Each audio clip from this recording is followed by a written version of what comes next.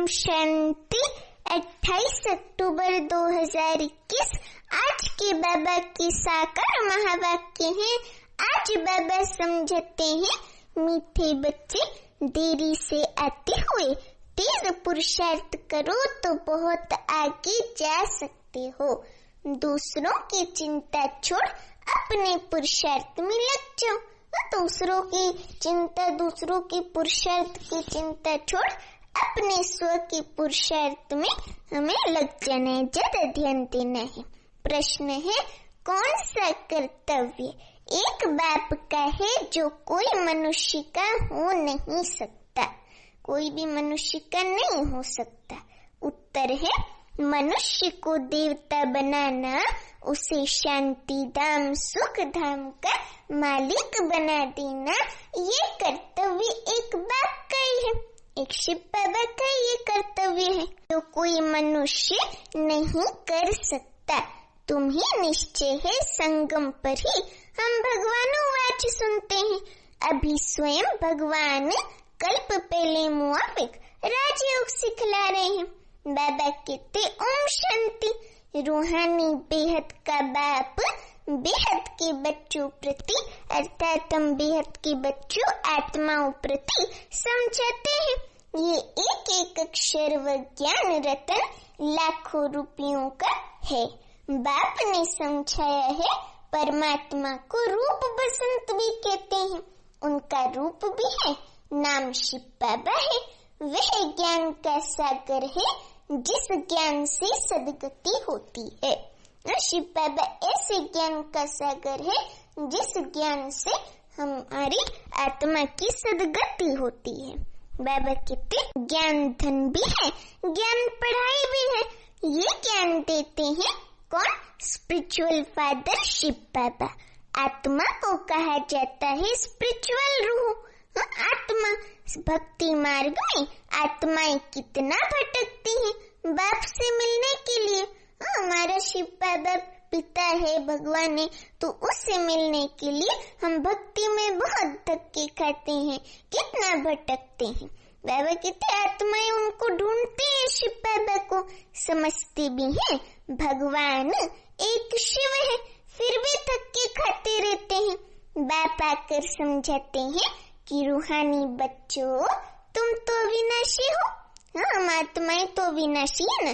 बाबा आत्माओं से बात कर रहे हैं कि तुम तो विनाशी हो, परम धाम में रहने वाले हो, जहाँ से फिर आते हो यहाँ साकार लोक में पाठ बजाने। तुम दूर देश के अर्थात परम धाम के रहने वाले हो। ये ड्रामा है, इसका नाम है हार जीत का खेल, सुख दुख का खेल। बाप समझाते हैं कि हम और तुम सब शांति धाम के अर्थात परम धाम के रहने वाले हैं। उसको निर्वाण धाम भी कहते हैं। वो जो परम धाम है न, शांति धाम भी उसको कहते हैं, निर्वाण धाम भी कहते हैं, मूल वतन मुक्ति धाम भी कहते हैं। बाबा कहते उसको निर्वाण धाम भी कहते हैं। पहले तो ये निश्चय करना है कि हम वहाँ के रहने वाले हैं, यहाँ इस साकार लोक के सच में रहने वाले नहीं हैं। हम आत्माएं तो उस लोक की परम धाम की रहने वाली हैं, रहवासी उस लोक की हैं। हम आत्मा का स्वधर्म है शांत। आत्मा बिंदी में सारा अविनाशी पार्ट भरा हुआ है, 84 जन्मों का। बाप पढ़ाती भी तुमको है। तुम दुनिया वाली मनुष्यों की चिंता करते हो। तुमको निश्चय है ना कि भगवान वाच होता ही संगम पर है, फिर कब होता नहीं। कोई भी मनुष्य को देवता नहीं बना सकते, शांति धाम सुख धाम का मालिक नहीं बना सकता। कल्प पहले भी बाप ने बनाया था, अर्थात एक शिव बाबा ने ही बनाया था। अब जो प्रेसिडेंट बना है 5000 वर्ष के बाद वही फिर से बनेगा। अभी जो प्रेसिडेंट है वही फिर 5000 वर्ष बाद भी इस कलयुगी दुनिया का प्रेसिडेंट बनेगा। बाबा कहते सारी दुनिया की जो सीनरियां हैं 5000 वर्ष के बाद रिपीट होंगी। बुढ़िया इतनी सब साधारण इतना सब धारण नहीं कर सकती हैं। तो उन्हों को कहा जाता है सिर्फ 3 बातें याद करो। पहली बात कि हम आत्मा शांति धाम की रहने वाली है। फिर सुख धाम में अर्थात सत्युग की दुनिया में आते हैं।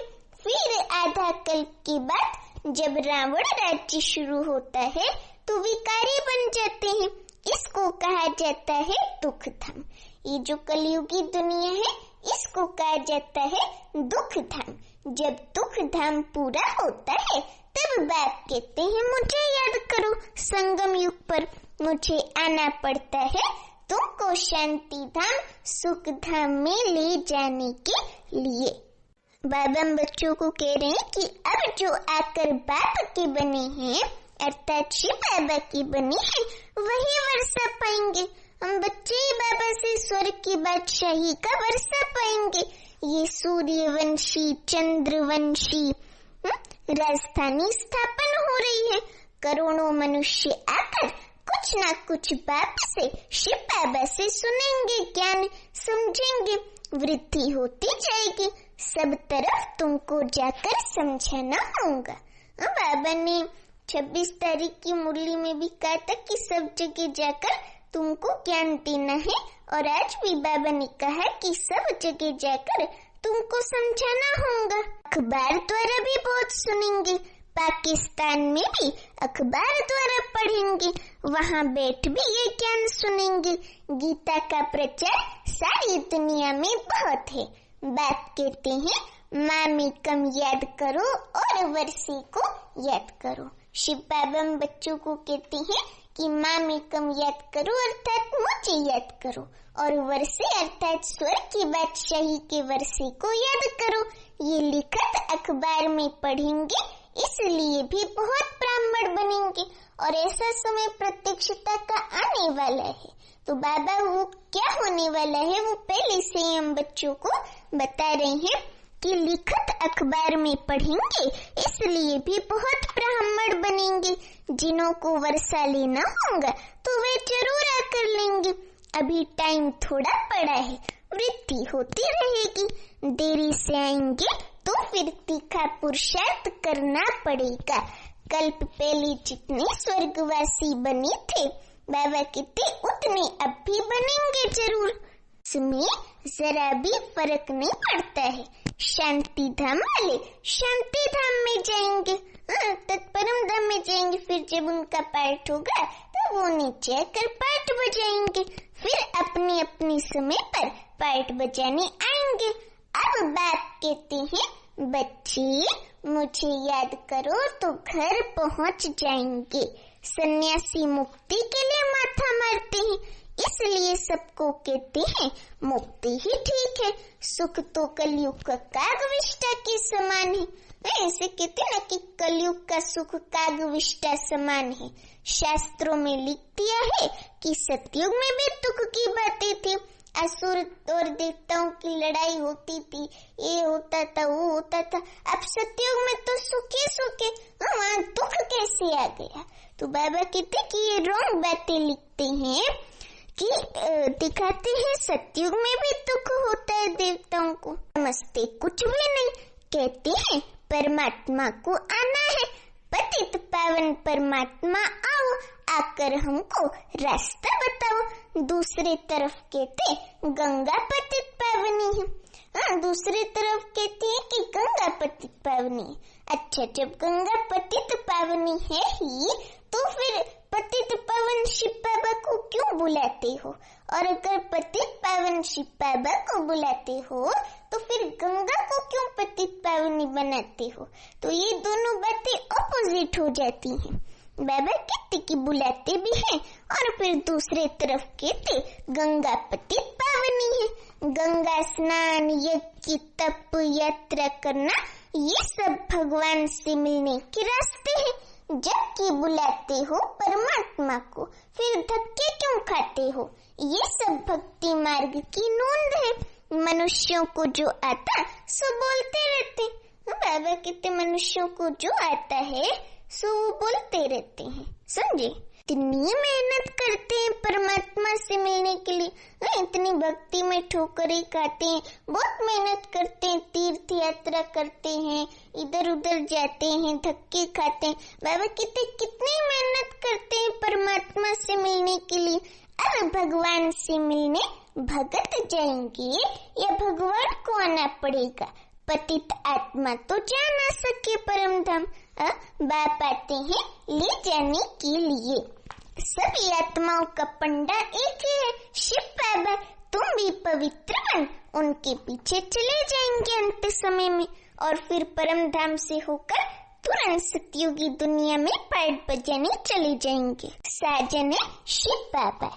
तो बाबा कितने साजन तुमको ज्ञान रत्नों से श्रृंगारते हैं, महारानी महाराजा बनाने, सतयुग का लक्ष्मी नारायण महाराजा महारानी बनाने। बाकी कृष्ण के लिए दिखाते हैं, फलानी को भगाया, पटरानी बनाया, ये बातें लगती नहीं है। तुम बच्चे जानते हो हम स्वर्ग की क्या बनेंगे? महारानी बनेंगे, लक्ष्मी बनेंगे। तुम ही स्वर्गवासी थे, अब बाप फिर बनाने आया है, फिर से इस दुनिया को भी स्वर्ग बनाने आया है, और उसमें रहने वाली हम आत्माओं को भी फिर से कलयुगवासी से स्वर्गवासी बनाने आया है। अब कितने 84 जन्मों की बात है, 84 लाख जन्म को याद कर ना सके। सतयुग को लाखों वर्ष दे दिए हैं, त्रेता को कम दिए हैं, ये तो हिसाब ही नहीं बनता। बाप कितना सहज कर बताते हैं कि सिर्फ 2 बातें याद करनी है, वो है अल्फ और बे। अल्फ है शिव बाबा अल्लाह, और बे है बेगमपुर की बादशाही, स्वर्ग के वर्षे की बादशाही। तो तुम पवित्र भी बनेंगे, उड़ भी सकेंगे, और ऊंच पद भी पाएंगे। तो ये ओना रखना चाहिए कि कैसे भी करके बाप को, शिव बाबा को हमें याद करना ही है। माया के तूफान भी आएंगे, परंतु हार नहीं खाना। बाबा हम बच्चों को कहते कि माया के तूफान भी बहुत आएंगे, लेकिन उन तूफानों से हार नहीं खाना। भले कोई क्रोध भी करे, परंतु तुम कुछ नहीं बोलो।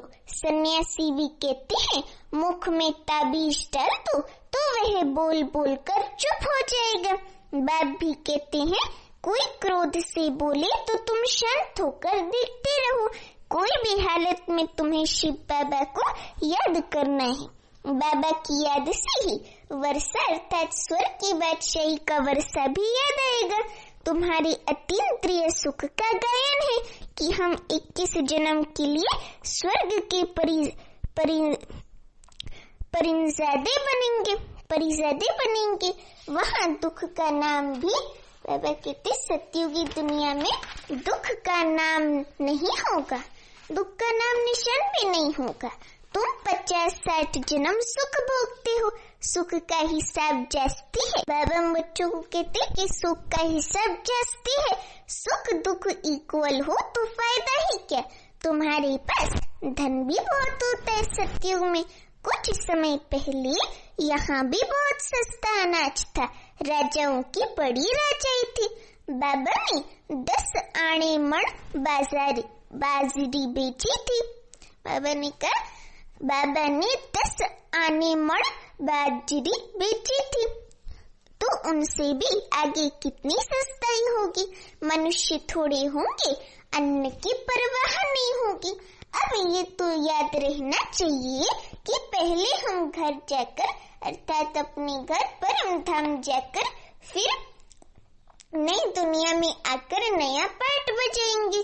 वहाँ हमारा शरीर भी सत्व प्रधान तत्वों से बनेगा सतयुग में। अब 5 तत्व कलयुग में बिल्कुल ही तमो प्रधान पतित बन गए हैं।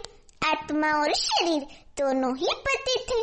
वहाँ शरीर रोगी नहीं होता, सतयुगी दुनिया में शरीर रोगी नहीं होता है। ये सब समझने की बातें हैं। बच्चों को यहाँ अच्छी रीति समझाते हैं, फिर घर में जाकर भूल जाते हैं। बाबा माताओं की बाहर रहने वाले अदर कुमार भाई बहनों की बात कर रहे हैं कि बच्चों को यहाँ मुरली क्लास में अच्छी रीति समझाते हैं, फिर घर में जाकर भूल जाते हैं। यहाँ बादल भरकर कितना खुश होते हैं। अपनी बुद्धि रूपी बादल ज्ञान से बाबा के भरकर कितना खुश होते हैं। बाहर जाने से भूल जाते हैं। आगे रास विलास बहुत चलता था, फिर वे सब बंद कर दिया। मनुष्य समझते थे जादू है। भक्ति में जब नौदा भक्ति करते हैं तब मुश्किल साक्षात्कार होता है। जैसे कहते ना दीदार हो गया, तो मुश्किल किसी को कोटों में किसी को दीदार होता है, किसी भी अपने मानने वाले देवता का। यहाँ भक्ति की तो बात ही नहीं। अब कहते यहाँ थोड़ी कोई भक्ति की बात है। बैठे बैठे साक्षात्कार में चले जाते थे। यज्ञ में पहले माताओं बहनों को सतयुग का साक्षात्कार होता था और ब्रह्मा बाबा में कृष्ण का साक्षात्कार होता था। तो बाहर वाले उनके परिवार वालों को सबको लगता था कि यहाँ कौन सा पता नहीं जादू है कोई। तो बाबा कहते फिर वो सब भी शिव बाबा ने कराना बंद कर दिया। शिव बाबा खुद ही कहते कि वो सब बंद कर दिया। मनुष्य समझते थे जादू है। भक्ति में जब नौदा भक्ति करते हैं तब मुश्किल साक्षात्कार होता है। यहाँ भक्ति की तो बात ही नहीं। बैठे बैठे साक्षात्कार में चले जाते थे। पहले शुरुआत में यज्ञ में इसलिए जादू समझते थे। बाबा कहते आजकल दुनिया में कितने भगवान बन गए। गुरु भी आजकल अपने को भगवान कहते। तो बाबा कहते कितने भगवान बन गए हैं। आजकल दुनिया में कितने भगवान बन गए हैं। नाम रखते हैं सीता राम राधे कृष्ण आदि। कहाँ वे स्वर्ग के मालिक लक्ष्मी नारायण, कहाँ ये नरकवासी। इस समय सब नरकवासी। बाबा कहते ना सब कब्र दाखिल हैं। तो बाबा कहते इस समय सब नरकवासी हैं। सीडी में सब दिखाया है। सीडी का जो चित्र है उसमें एकदम क्लियर दिखाया है, साफ दिखाया है। सीडी बच्चों ने अपने विचार सागर मंथन से बनाई है। बाबा देख खुश हुआ। सीडी में सब बातें आ जाती हैं। द्वापर से विकारी राजाएं कैसे भक्ति करते करते और नीचे आए हैं और तमो प्रधान बने हैं। बाबा कहते अभी तो कोई भी ताज नहीं है, न डबल ताज है और न सिंगल ताज है, एक भी ताज नहीं है। अभी तो कोई ताज नहीं है। चित्र पर समझाना सहज होता है। 84 जन्मों में कैसे उतरती कला होती है, फिर चढ़ती कला कैसे होती है। गाते भी हैं चढ़ती कला तेरे भाणे सर्व का भला। ऐसे गाते ना, एक कहावत है चढ़ती कला तेरे भाणे सर्व का भला। तो बाबा कहते भी हैं चढ़ती कला तेरे भाणे सर्व का भला। बाप आकर सबको सुख देते हैं। सब पुकारते हैं कि हे बाबा हमारा दुख हरो, सुख दो। परंतु कैसे दुख हरते हैं और फिर सुख कैसे मिलता है ये किसको मालूम नहीं। भक्ति में कहते तो है कि भगवान आकर दुख हरो सुख दो, लेकिन कैसे बाबा आकर दुख हरते हैं और उनको सुख देते हैं, सुख का वर्षा देते हैं, ये किसी को भी दुनिया वाले को मालूम नहीं है, पता नहीं है। शिव बाबा का सत्य परिचय नहीं है। बाबा कहते आजकल मनुष्य गीता कंठ कर सुनाते हैं, नटशेल में अर्थ समझा देते हैं, संस्कृत में श्लोक कंठ करके सुनाते हैं तो कह देते ये महात्मा अच्छा है, ये गुरु कितने अच्छे हैं, ये तो कंठ करके सुनाते हैं। लाखों मनुष्य जाकर उनके पांव पड़ते हैं। उस पढ़ाई में अर्थात लौकिक पढ़ाई में जिस्मानी तो 15-20 वर्ष लग जाते हैं। उनमें कोई बुद्धिवान होते हैं तो झट श्लोक आदि कंठ कर सुनाने लग पड़ते हैं, तो उनके पास ढेर पैसे इकट्ठे हो जाते हैं। सब चरणों में पड़ जाते हैं तो पैसे देना शुरू कर देते हैं अपने आप ही। तो बाबा कितने पैसे जमा हो जाते हैं। यह सब जिस्मानी कमाई के रास्ते हैं। जब कोई देवाला मारता है तो भी जाकर संन्यास धारण करता है तो सब चिंताएं दूर हो जाती हैं। फिर कुछ ना कुछ मंत्र जंत्र याद कर लेते हैं, चक्र लगाते रहते हैं, ट्रेन में भी चक्कर लगाते रहते हैं जंत्र मंत्र का। यहाँ तो बाप कहती हैं अर्थात शिव बाबा कहती हैं यहाँ पे कि अपने को आत्मा समझ बाप को अर्थात शिव बाबा को याद करो। बाप और आत्मा अर्थात हम बाबा के बच्चे आत्माएं सब निराकारी दुनिया में, उस परम धाम की निराकारी दुनिया में रहती हैं, रहने वाली है वहाँ की। वहाँ से साकारी दुनिया में आते हैं पार्ट बजाने। अब नाटक पूरा होना है। बाबा कहती है अभी जो ड्रामा का नाटक है ना, ये पूरा होना है। तमो प्रधान होने के कारण वापिस परम धाम अपने घर जा नहीं सकते। अब बाबा आया है तुमको सतो प्रधान बनाने, सभी अपने घर जाएंगे। बाकी स्वर्ग में सिर्फ देवी देवताओं का राज्य होगा। बाबा कितने शांति धाम, सुख धाम, दुख धाम कब था ये भी किसकी बुद्धि में नहीं आएगा, क्योंकि घोर अंधेरे में, घोर ज्ञान के अंधेरे में है ना। तो बाबा कहते क्योंकि घोर अंधेरे में है, समझते हैं कलयुग का अंत अजुन इतने हजार वर्षों के बाद होगा। समझते हैं कि 40,000 वर्षों के बाद होगा। अब ऐसे थोड़ी है, जब कल्प ही 5,000 वर्ष का है तो 40,000 वर्ष की बात कहाँ से आ गई। बाबा कहते कोई हिसाब ही नहीं है, मनुष्य बढ़ते जाते हैं, मनुष्य बढ़ते जाते हैं, मनुष्यों की संख्या बढ़ती जाती है, अन्न मिलता नहीं। 40,000 वर्ष भी और हो तो पता नहीं क्या क्या हो जाए। 800 करोड़ से कितने करोड़ हो जाए, बाबा कितने पता नहीं क्या क्या हो जाए। जो बोलते हैं वे बिल्कुल ही झूठ, सच की रत्ती भी नहीं। इस कलयुगी दुनिया में जो कुछ बोलते सब कुछ है झूठ। इस झूठ खंड में सच की रत्ती भी नहीं। अब बात सिखलाते हैं रावण पर कैसे विजय पानी है। रावण अंदर के 5 विकार कमी कमजोरियां, 5 विकार जैसे काम, क्रोध, लोभ, मोह, अहंकार, ये है कमी कमजोरियां जो कि हर आत्मा में होती हैं थोड़ी थोड़ी। जैसे किसी में लोभ होगा, किसी में मोह होगा, किसी में कुछ होगा। तो बाबा कहते कि बाप अर्थात शिव बाबा सिखाते हैं कि योग बल से हमें रावण पर कैसे विजय पानी है। रावण पर जीत तुम ही पाते हो, अर्थात तुम बाबा के बच्चे तो रावण माया पर जीत पाते ना, अपने अंदर की रावण माया पर।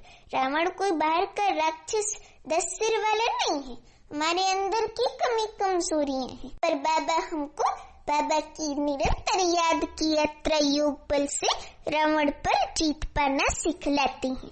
बाबा कहते सारी दुनिया को शिव बाबा रावण से छुड़ा देते हैं। तुम्हारी शक्ति से न है, तुम भारत को स्वर्ग बना रहे हो। हम बाबा शिव बाबा के साथ मिलकर इस पूरे भारत में स्वर्ग की स्थापना कर रहे हैं। नरक का विनाश हो जाएगा और स्वर्ग की स्थापना हो जाएगी। तो बाबा कहते कि अब तुम्हारी शक्ति से न है, शिव शक्ति पांडव से न, और तुम भारत को स्वर्ग बना रहे हो। कितनी अच्छी अच्छी बातें समझाते हैं। फिर तुमको बाप और वर्षे को याद कर कितना खुश रहना चाहिए। ज्ञान मार्ग में खुशी बहुत होती है। बाबा हम बच्चों को कहते कि ज्ञान मार्ग में खुशी बहुत होती है। अभी बाबा आया हुआ है, अभी हम इस पुरानी दुनिया से गए के गए। बाबा को याद करने से सतो प्रधान बनेंगे। अर्थात अगर हम निरंतर शिव बाबा की याद की यात्रा में रहेंगे तो हम सतो प्रधान बनेंगे, नहीं तो सजाएं खानी पड़ेंगी। फिर करके रोटी टुकड़ा मिलेगा, इससे क्या फायदा। जितना हो सके अपना पुरुषार्थ करना है। उच्च पद पाने का बाबा कहते जितना हो सके पुरुषार्थ करना ही करना है। जैसे बाबा कहते ना कि 20 नाखूनों का जोर लगाना है, तो जितना हो सके पुरुषार्थ करना ही है उच्च पद प्राप्त करने के लिए। बाबा कहते श्रीमत पर चलना है। अब श्रीमत क्या है? ये जो बाबा के महावाक्य हैं, बाबा की मुरली है, इसमें जो बाबा बोलते हैं हमारी माया रावण पर जीत पाने के लिए, और जो भी जिस प्रकार की श्रीमत देती है, जो बोलते हैं वही तो श्रीमत है बाबा के बच्चों के लिए। कदम कदम पर बाबा से राय लेनी है कि बाबा हम ये करें कि नहीं। जैसे एक बच्चा होता है तो वो कुछ कार्य करने जाता है, छोटा बच्चा होता है तो पहले अपने माँ बाप से राय लेता है, अपने बड़ों से राय लेता है। तो ऐसे ही हमें भी कदम कदम पर बाबा से राय लेनी है। कोई कहते हैं बाबा धंधे में झूठ बोलना पड़ता है, बाबा कहते हैं धंधे में तो झूठ होता ही है, तुम बाबा को याद करते रहो, बाबा को अर्थात शिव बाबा को याद करते रहो। ऐसे नहीं विकार में जाकर फिर कहो मैं तो बाबा की याद में था, नहीं, विकार में गए तो मरे, ब्राह्मण कुल से मरे। ये तो बाप के साथ प्रतिज्ञा की है ना, पवित्रता के लिए ही राखी बांधी जाती है। राखी का त्योहार किस लिए होता है? पवित्रता का त्योहार होता है राखी का त्योहार। राखी में पवित्रता की राखी बनती है। तो बाबा कहते क्रोध के लिए कब राखी नहीं बांधी जाती। राखी बंधन का मतलब ये है कि विकार में नहीं जाना है। मनुष्य कहते हैं पति पावन आओ, तुम बच्चों के अंदर में खुशी बहुत होनी चाहिए। बाबा हम बच्चों को कहते हैं कि तुम बच्चों के अंदर में खुशी बहुत होनी चाहिए। बाबा हमको स्वयं पढ़ा रहे हैं टीचर बन के, फिर बाबा साथ ले जाएंगे, बाप बनकर परम धाम, वहाँ से स्वर्ग में ले जाएंगे। जितना हो सके सवेरे उठकर अर्थात अमृत वेले के समय उठकर बाबा को, शिव बाबा को याद करना है। याद करना गोया कमाई करना। इसमें आशीर्वाद क्या करेंगे? ऐसे थोड़ी कहना है आप आशीर्वाद करो बाबा तो हम याद करें। यहाँ पे बाबा कोई आशीर्वाद या कृपा की बात नहीं कहते। बाबा कहते सब पर आशीर्वाद करें तो सब स्वर्ग में चले जाएं। यहाँ तो मेहनत करनी है, स्व पुरुषार्थ करना है ना, यहाँ कोई आशीर्वाद की बात थोड़ी है। जितना हो सके बाबा को, शिव बाबा को दिल से याद करना है। बाबा माना वर्षा, बाबा को याद करेंगे तो बेगमपुर की स्वर्ग की बादशाही हमारी। तो बाबा उस अर्थ से कह रहे हैं कि बाबा माना वर्षा, जितना याद करेंगे उतनी राजाई मिलेगी स्वर्ग की। याद से बहुत फायदा है, सस्ता सौदा है। बाबा कहते सस्ता सौदा है। बाबा का जो सौदा है ना, मुझे याद करो तो मैं स्वर्ग की बादशाही दूंगा, सस्ता सौदा है। ऐसा कोई सस्ता सौदा दे ना सके एक बाबा के सिवाय, ये भी कोई विरला ही लेते हैं। अच्छा, मीठे मीठे सीखी लेते बच्चों प्रति माता पिता बाप दादा का याद प्यार और गुड मॉर्निंग। रूहानी बाप की रूहानी बच्चों को नमस्ते। अभी हम रूहानी बच्चों के रूहानी माता पिता बाप दादा को याद प्यार गुड मॉर्निंग और नमस्ते। धारणा के लिए मुख्य सर, पहली पॉइंट, जब कोई क्रोध करता है तो बहुत बहुत शांत रहना है, रिएक्ट नहीं करना है। क्रोधी के साथ क्रोधी नहीं बन जाना है। माया के किसी भी तूफान से हारना नहीं है। दूसरी पॉइंट, सवेरे सवेरे बाप को याद करना है, अपनी कमाई जमा करनी है, पवित्रता की पक्की राखी बांधनी है। वरदान आज का बहुत ही सुंदर, हर कर्म करते हुए कमल आसन पर विराजमान रहने वाले सहज वह निरंतर योगी भव। हर कर्म करते हुए कमल आसन पर विराजमान रहने वाले सहज व निरंतर योगी भव। अभी वरदान का एक्सप्लेनेशन। निरंतर योग युक्त रहने के लिए कमल पुष्प के आसन पर सदा विराजमान रहो, लेकिन कमल आसन पर वही स्थित रह सकते हैं जो लाइट है, अर्थात जो हल्के हैं, फरिश्ते जैसे हल्के हैं। किसी भी प्रकार का बोझ का बंधन न हो।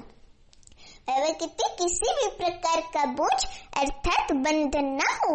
मन के संकल्पों का बोझ, संस्कारों का बोझ, दुनिया की विनाशी चीजों की आकर्षण का बोझ, लौकिक संपत्तियों की ममता का बोझ।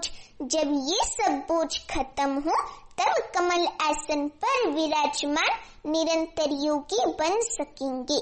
स्लोगन, सहनशीलता का गुण धारण कर लो तो असत्यता का सहारा नहीं लेना पड़ेगा। सहनशीलता का गुण धारण कर लो तो असत्यता का सहारा नहीं लेना पड़ेगा।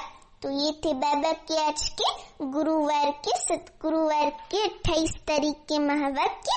आज के महावाक्य बाबा के बहुत ही सुंदर थे, हमें इन महावाक्यों को धारण करना है। बाबा ने कहा बाबा माना वर्षा, तो हमें बाबा को भी याद करना है, शिव बाबा को, और वर्षे को भी याद करना है। अच्छा, ओम शांति।